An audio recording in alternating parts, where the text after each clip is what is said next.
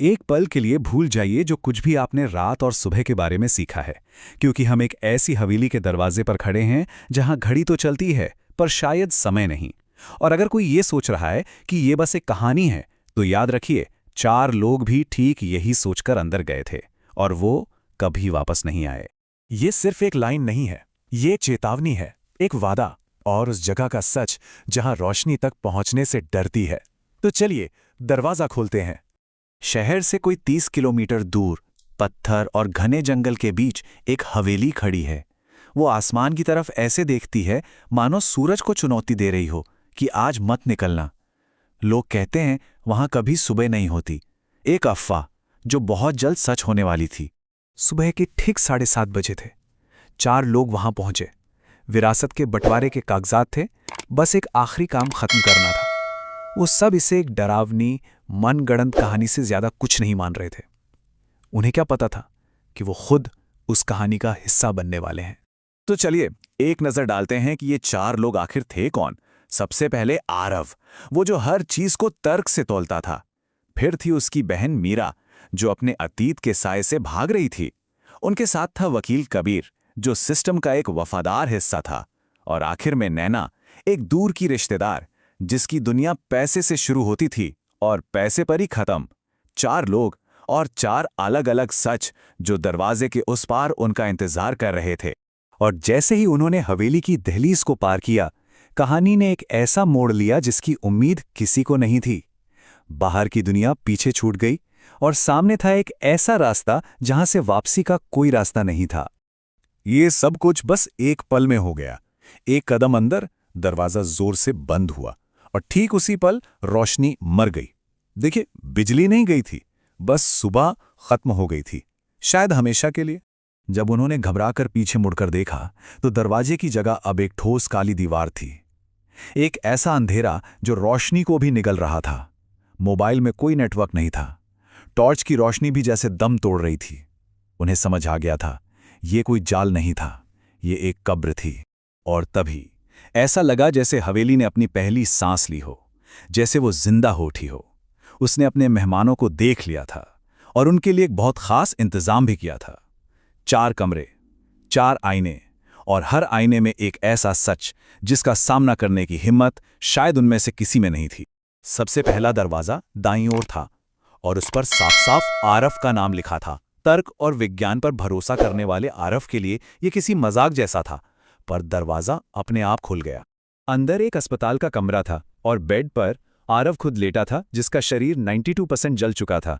Bed पर लेटे उसके ही हमशक्ल ने आंखें खोली और कहा, तू भाग सकता था पर तू रुका, क्योंकि तू हमेशा सिर्फ देखता है, करता कुछ नहीं। आरव की पूरी जिंदगी का सच बस एक लाइन में सिमट गया था और हवेली ने उसे उसकी सजा दिखा दी थी। अब मीरा की बारी थी। दूसरा दरवाजा ठीक सामने आया, जिस पर उसका नाम था। वो चीखती रही कि वो अंदर नहीं जाएगी, पर हवेली किसी की सुनती कहाँ है। कमरे के अंदर एक पुराना कमरा था जहां छत से एक रस्सी लटक रही थी। वहां मीरा की मां खड़ी थी, ठीक वैसी ही जैसी वो मरने के दिन दिखी थी। मां ने कहा, तूने मुझे बचाया नहीं, तूने बस चुप रहना चुना। मीरा का सबसे बड़ा डर उसका अतीत नहीं था, बल्कि वो सच था जो उस अतीत के अंदर छुपा था। और हवेली ने आज उस सच को जिंदा कर दिया। 2 लोग गायब हो चुके थे। नैना अब भी खुद को तसल्ली दे रही थी कि ये कोई वहम है, एक सामूहिक आघात। लेकिन हवेली को उसके तर्कों से कोई फर्क नहीं पड़ता था। तीसरा दरवाजा अब उसके नाम के साथ खुल चुका था। अंदर एक घर था जो पूरी तरह आग की लपटों में घिरा था और नैना बीच में फंसी थी।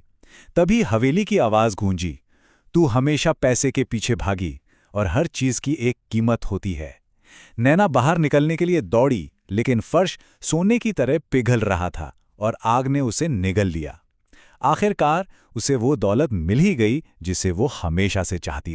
अब सिर्फ कबीर बचा था, वो वकील जो हमेशा कहता था कि वो बस अपने काम से काम रखता है। लेकिन चौथा दरवाजा उसके इंतजार में था, जिस पर उसका नाम पहले से ही लिखा हुआ था। कमरे के अंदर एक अदालत थी।